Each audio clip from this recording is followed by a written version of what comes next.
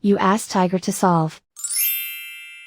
This deals with linear equations with one unknown. The final result is k equals 2. Let's solve it step by step. Group all k terms on the left side of the equation. Add 6k to both sides. Simplify the arithmetic. Group like terms.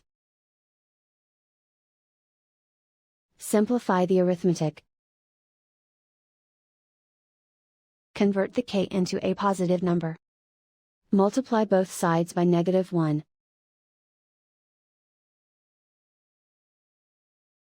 Remove the ones. Simplify the arithmetic. And so the final result is k equals 2.